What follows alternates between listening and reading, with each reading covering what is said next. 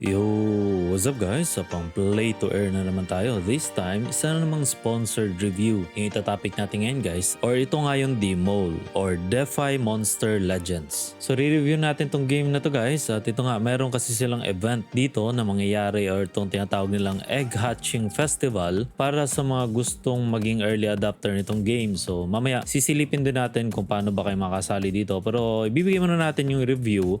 Titignan natin yung mga green flag, titignan din natin yung mga red flag about naman dito sa project na to. Pero bago tayo mag-umpisa, huwag niyo pong kalimutan mag-subscribe sa ating channel at i-click ang notification bell para lagi naman kayong updated sa mga usapang play to earn.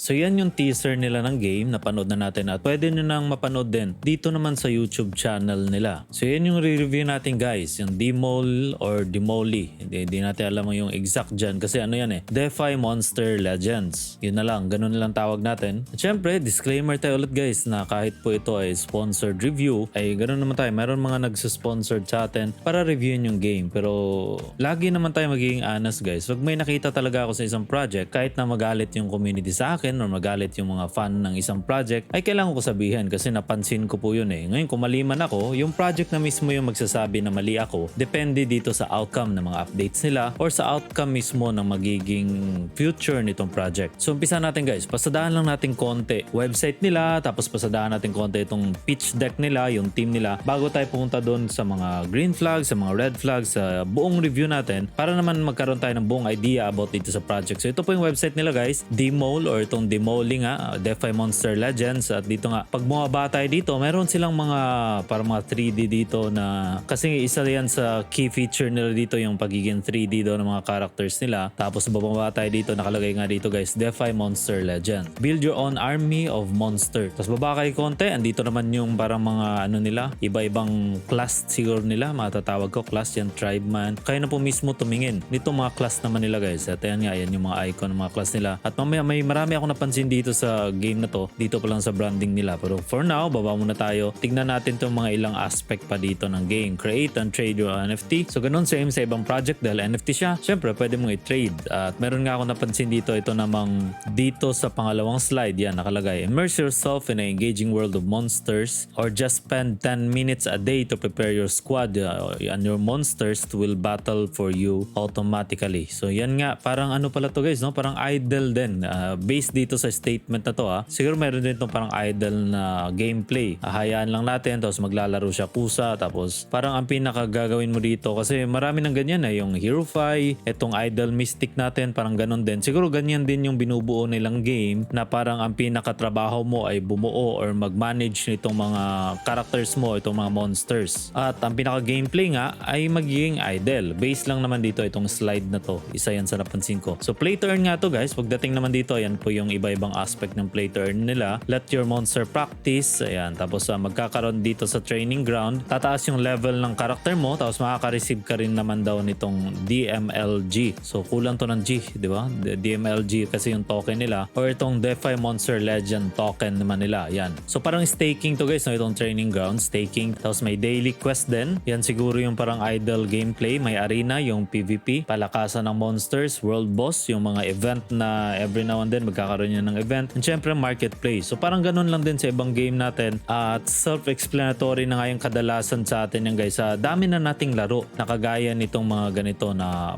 same lang din na mga mechanics ng gameplay. Pero titignan natin mamaya, meron silang sinasabing problema at yun naman daw yung mga sinusolve nila. Pero sa roadmap natin guys, andito po tayo ngayon sa Q4 ng 2021. So NFT offering, yan yung pinapa-promote nila ngayon. Kaya din tayo gumawa ng video at dahil gusto nila magpa-promote pagpapromote nitong NFT offering. And marirelease na rin yung game nila this Q4 din. So abangan natin siguro yan November, December magkakaroon na yan ng game. Yan, game release na. And syempre marketplace para pwede na tayo magbenta agad. Tapos and so on and so forth para naman sa ibang mga aspect ng game. Pero konting-konti nga lang yung nakikita natin. Tapos meron ditong mga backing nila guys. Hindi ko po na-check isa-isa to. Yan naman yung mga list of company na parang partner daw nila or nagbinabacking itong project na to. Ngayon guys, puntahan naman natin to pinaka pitch deck nila. Ayan. At magandang bagay nga na pitch deck noon tinawag nila imbis na white paper. Kasi yun naman talaga guys or parang sales paper dapat ang tawag dyan. Or pitch deck. Hindi talaga white paper. Kasi white paper kasi pag sinabing white paper, very detailed dapat yung white paper. Kasi yun yung parang pinaka blueprint natin ng project or itong pinaka mapa ng project na andyan lahat ng detalye. So pag ganito lang kaigsi, 15 pages dapat ang tawag dyan, pitch deck lang or itong ang parang sales paper. So tignan muna natin dito guys, may nakalagay sila sa unang page nila or itong pangalawang page nila, market problems daw. So ito siguro yung gusto nilang i-fix. Una nakalagay dyan, simple design, usually pixel or 2D. So para sa akin,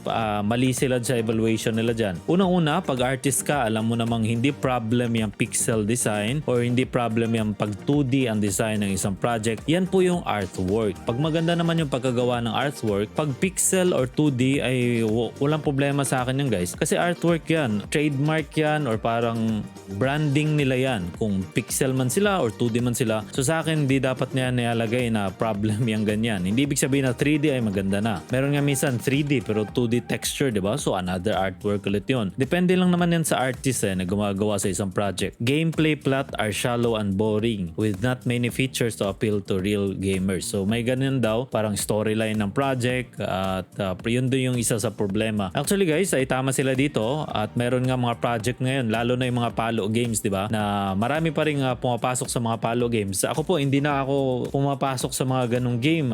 Meron mga nagbibigay ng mga NFTs at marami pa nga akong i-review dahil may mga sponsored review tayo about dyan sa mga palo games na yan. Pero syempre, honest review yung ilalabas natin. Pero ako po personally, ay ayoko na yung mga game na talagang hindi komplikado. Yung, alam mo yun, hindi ka na mag-iisip, pindot ka lang ng pindot. At ang gusto ko nga tinitignan ng mga game ngayon, yung may mga complex gameplay na talaga, na parang ano talaga, totoong game talaga guys, kasi gamer naman tayo. Alam naman natin yung totoong game sa game lang, basta makagawa lang ng game, di ba? So tama sila dito. Tapos ito daw entry cost naman, masyado daw mataas. At ang stand ko naman dyan, pwede pumahati yung stand ng mga tao. May mga tao namang gustong mababa entry cost. So para sa akin po, kung mauna ka mas mababa. Pero pagka late ka na pumasok, ay dapat hindi na pumababa kasi yun po yung benefits ng mga early adopter na nag-trust sa project. Dapat yung value ng nabili nila ng umpisa, hindi na po ganun. So hindi po ako pabor na dapat laging low ang entry cost. Kasi early adopter tayo okay lang na maging low, pero pagka tumagal, dapat nagtataas yung value at hindi na dapat parehas yung entry cost nung mga late na at saka yung una. Kasi nawawala ng value yung mga NFT natin. Pero ganun pa man, kung umpisa naman ay kung low entry cost, maganda yan para marami ring makapasok na wala namang ganung kalaking budget para sa mga game na ganito. So ito guys, nakalagay dito yung nakalista dito yung mga strength nila. Pero sa ngayon po ay hindi ko po nakikita sa kanila yan sa ngayon. Siguro ay kagaya nitong plot lang wala naman akong nakitang plot Parang wala nga story, napakaiksi lang. Ilang paragraph lang yung makikita natin. So kahit yung plot ay parang bumabalik sa kanila na hindi ko pa nakikita ngayon. 3D design, nakita natin doon sa pinaka-teaser nila ay may mga 3D nga doon. Mamaya babalikan natin yan guys. So, ito naman yung sa mobile nga. Pwedeng laruin sa mobile at ito ang MMORPG daw to. So nakalagay din dito mga advantage daw. Nakalagay pa yung Axie, nakalagay yung DeFi Pet, itong Fireland, Decentralized at yan daw yung mga kainaan. Tapos pagka DeFi Monster Legends naman daw, yan, nakayas naman lahat. Ito nga guys, so pati yung starting cost, nakalagay dito $50. So para sa akin, ay hindi maganda na maglagay ka ng parang starting cost mo kasi magdidepende pa rin yan. Kagaya ngayon, nagmahal na yung token, tumaas na, ay mag-iiba na yung cost, diba? Or yung entry cost niyan. Tapos ito naman yung plot guys, so kagaya nga ng sabi ko kanina, ay sinabi nilang problema daw yung plot at napakababaw lang daw ng plot ng ibang game. Pero ito, nung nakita naman natin, ay mababaw lang din. So pares lang silang mababaw guys. Yan nga, wala tayong nakitang yan lang nakalagay. Ilang paragraph lang yan. Yan na nga yung story nila. Pero ito daw, fully playable 3D animation. So parang mali yung mali yung grammar niyan. Animation. Playable yung 3D animation, 'di ba? Playable yung 3D characters or 3D monsters with animation. Pwede sigurong ganun, 'di ba? So marami silang pinag-uusapan dito about sa 3D. Ayan, maganda maganda nga yung paggagawa daw ng mga art nila. Enjoy amazing monster design and dazzling skills, animation in battle. So yun yung isa sa pinagmamalaki nila. Pero mamaya may mga napansin din tayo dyan guys. Tapos ito na nga yung token nila, DMLG. So kanina kulang ng G yung nasa taas na nakasulat. Pero ito po yung token nila guys. Mamaya titignan din natin tong token na to. So staking, holding, upgrading, yan yung mga gamit ng token. Boosting, itong DAO, voting. So parang governance token din to nila. Tapos game token din. Ito yung pinaka-asset ng game at ito din siguro yung ma-earn natin. So distribution, napakababaw din na nakita ko dito guys. Player wallet, so walang galing sa ibang source, di ba? At ang meron nga dito, yung frequent burn kasi merong mga upgrading eh. So babalik lang din sa players yan. So sa development, mapupunta sa in-game rewards yung pasok ng players. Pero sa economy guys, hindi ko pa siya nakita ng sustainability. At gagastos din naman yung player. Kunwari, kikita yung player. Gagastos din yan ulit sa pag-upgrade siguro ng mga item. Pero sa ngayon ay medyo kulang pa po sa akin to. And last but not the least guys, dito tayo, balik tayo sa website. Ito naman yung team nila. So DAR Labs yung nakalagay dito is a game blockchain development group. Tapos ito naman mga expert daw to sila guys. At pwede nyo na pong ma-search ito. Meron silang mga link at mas okay na to kaysa sa mga cartoons, diba? At least pwede nating ma-search. Ayan, yan yung ibang mga team nila at kadalasan dito galing naman sa Vietnam. At yung iba, hindi Vietnamese yung iba. Siguro may din, Chinese din. May Lim tayo nakikita dito. At ito nga guys, itong CEO, nung sinearch ko ito yung pinakamatunog na pangalan sa lahat, itong CEO nila. At meron nga silang parang itong company nila na anong tawag dito, parang Staynet. Yan, Staynet. So meron dito nagrereklamo guys, so Staynet may lawsuit daw. So hindi po ako familiar dyan sa issue na yan, kung baka may issue lang siya or baka nainira lang to. Pero meron po silang itong project nilang isa, itong Staynet yan. At siya din yung parang pinaka-frontman nito. Kasi makikita mo yung mukha niya all over internet pag sinearch niyo po itong pangalan niya. So pwede niyo rin po i-search yan. Yan naman siya. Tapos pag tinignan naman natin sa LinkedIn niya guys, ay nakakonekta naman itong Demol or itong Demoli. Kaya nga lang, di ko ma-search, wala siyang Twitter, di ba? Parang minsan lang tayo makakita ng ganun na talagang connected ka sa technology business pero wala kang Twitter. Kasi kadalasan ng mga connected talaga sa technology, meron Twitter. Yan yung pinakaunang layer mo of social media. Kung konektado ka talaga dito sa mga blockchain, konektado ka dito. Pero siya po, hindi ko siya makita ng Twitter. Nakita ko lang siya dahil dito sa Twitter ng Demol or itong sa Staynet. Pag sinearch mo po yung pangalan niya. At dito nga guys, ito namang Twitter ng itong game na to ay napakaraming followers. At yan nga, parang hindi organic yung growth. Pero okay lang po yan guys kasi kadalasan ganyan naman talaga eh. Mabilis yung growth lalo na pag may mga airdrop sila. So nang nakaraan, nagkaroon sila ng mga shilling. Ibig sabihin, nagpapapromote sila sa mga tao at magkakaroon ng mga rewards yung mga tao pag nag-i-invite dito sa project. So kaya din dumami yung followers. At makikita nyo naman mismo yan dun naman sa pinaka-project nila guys. At ito nga, kaya sila nagpapapromote. Isa po ito sa gusto nilang ipashield. Ito namang Egg Hatching Festival. Kasi po October 31, malapit na guys 31. Sa mga early adopter daw na gustong pumasok itong game na to, pwede hindi ka makakabili or hindi tayo direktang makakuha nitong mga monsters nila. Ang paraan nila na pagkuha ay staking. So parang parang sa DinoX, kung napanood niyo po yung video natin sa DinoX, para makakuha ka ng first generation egg nila, hindi ka agad-agad makakabili sa marketplace. Ang unang step is kailangan mo mag-stake, tapos makakuha ka ng ticket. Yung ticket, yan naman yung ibabayad mo para makakuha ka nitong mga monsters na to. Ayan. So sa pinakamurang staking guys, tignan lang natin bago tayo pumunta doon sa mga green flag and red flag portion natin ng video. So pag sinearch po natin dito sa PooCoin, yan, nakalabas po sila guys. Itong isa, scam po ito. Huwag niyo pong tignan itong demol na .io. Dito po tayo sa DeFi Monsters Legend. At para hindi na rin kayo magkamali, tignan niyo po itong sa Telegram nila guys. Nakalagay po sa Telegram yung ilalagay ko naman yung link na yan sa description sa baba. Yung pinaka-contract address nitong token nila. Ayan po. Trade lang natin. Tignan natin yung kung ilan or kung magkano yung 1,000 DMLG. Yun naman yung pinakamura mo makukuha at makakuha ka nga nitong standard ticket nila guys na makakasummon ka ng 5 monsters. Siguro yung 5 monsters minimum yan para sa isang team. Tapos meron din silang premium para makakuha ka naman itong X monster. Siguro mas malakas naman to. So yan nga guys, 1,000 ay nasa 300, almost $400 na. Yun yung sinasabi ko guys na nakalagay sa kanilang starting is $50. Pero hindi mo naman talaga makukuha yun lalo na pag tumataas yung token. Mag-iiba yung price. Kagaya nga po nito, halos $400 na itong price ng 100 o itong isang token natin medyo mataas na rin at siguro dahil din sa hype nitong game na to kaya tumataas ng ganyan. So kung gusto niyo po sumali dito guys, pero lock in ito 14 days hindi niyo po makukuha yung token na yan, ang makukuha nyo lang itong ticket. Tapos yung ticket na yan naman yung ibabayad nyo or ibibigay nyo para makakuha kayo nitong mga monster na to kung gusto nyo lang naman sumali. So stake note po, October 31 na po ito. Pero ngayon guys, pwede na pong mag-stake. October 31 lang yung egg hatching. Ibig sabihin, so para sa information na yan guys, tignan nyo na lang dito sa nila, Discord nila yan po. Nakalagay naman dito lahat, pati yung mga event na mangyayari dito naman sa mga upcoming egg hatching nila. Ito po, andito po yung roadmap nila guys ng egg hatching October 31. Staking start na po 2 days ago pa lang at yan nga, ito naman yung inaabangan ng marami itong egg hatching. Ngayon, para makatulong po guys, kung papasok kayo hindi,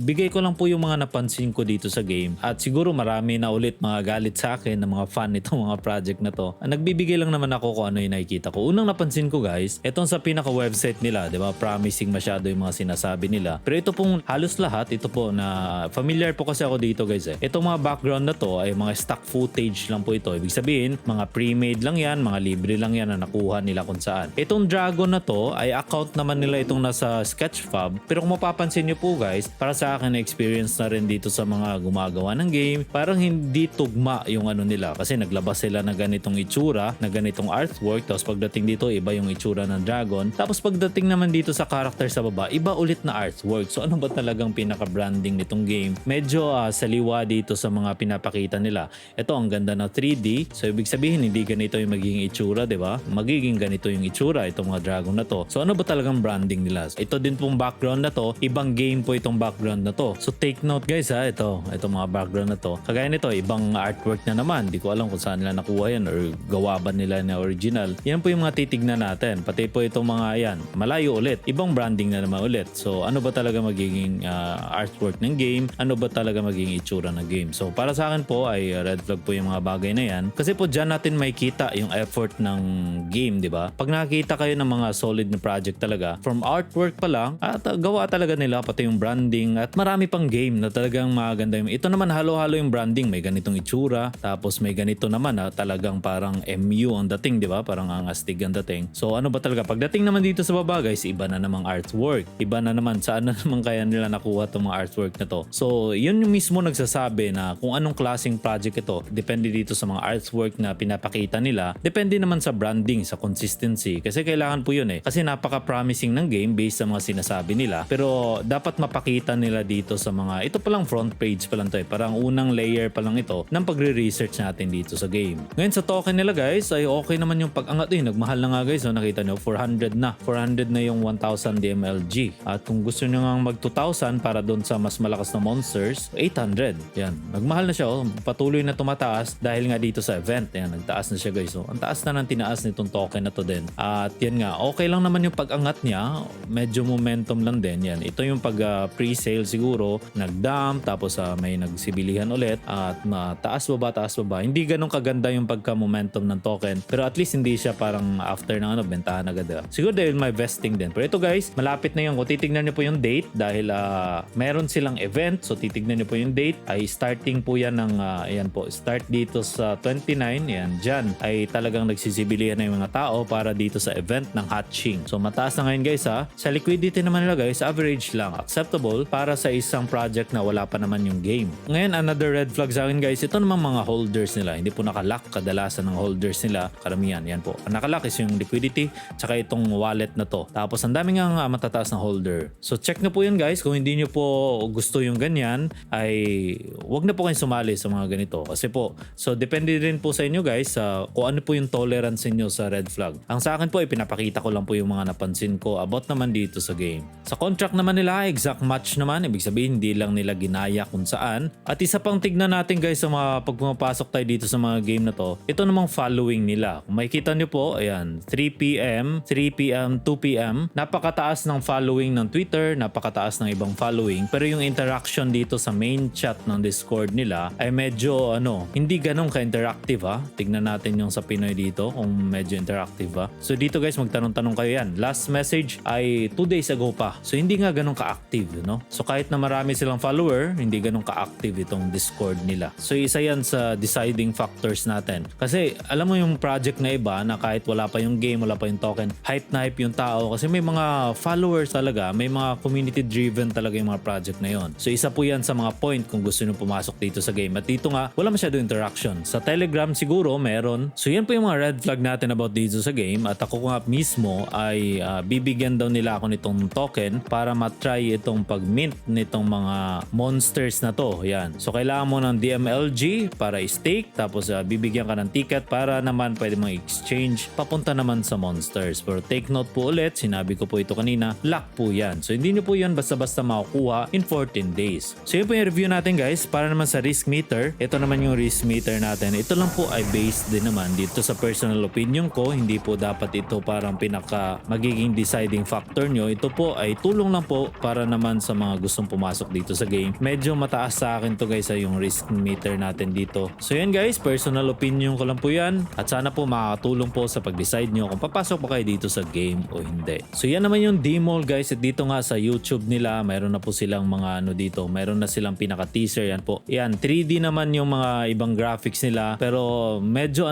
medyo contradict nga yung mga branding nila. Ayan, ito yung na mismo yung pinaka-ano guys. Oh. Kasama po yun sa pwede nyong, kung gusto nyo ganyang gameplay. Yan po. Parang arena type siya. Yan. Ilan ba to? 3. So 3 hero naglalaban. Parang idle lang din ang dating. Yan, magkakamukha lang yung mga hero. So ganyan siguro magiging gameplay. Pero wala pang full information about dito sa gameplay na to. So yan po yung D-Mall. Panoorin nyo po yung teaser dito guys sa website or dito sa YouTube nila. So yan po yung review natin ng DeFi Monster Legends. At kayo na po mismong mag-decide sa sarili nyo guys based dito sa mga nakita natin at maging responsible po kayo sa mga investment po ninyo. Siyempre, huwag nyo po kalimutan mag-subscribe sa ating channel at i-click ang notification bell para lagi na kayong updated sa mga usapang play to earn. At i-update ko po kayo guys kung ano ba to, natuloy ba tong project na to or nag-rag na ba or naging successful na ba. Tignan natin sa mga susunod nating update. Kasi nga sabi nila mamimigay daw sila nitong DMLG para makakuha tayo ng monsters. Tignan natin kung makakuha ba talaga tayo or talagang or wala tayong makukuha. Yun na lang guys. Pero kung gusto nyo safe kayo kasi napaka-early pa naman ngayon, ay pwede nyo sigurong hintayin itong project na to para hindi kayo maipit kung sakaling hindi po matuloy itong project. So abangan nyo po yung mga next video natin about dito sa D-Mall guys. Paki-like na rin po at share itong video. Yan lang po muna sa ngayon.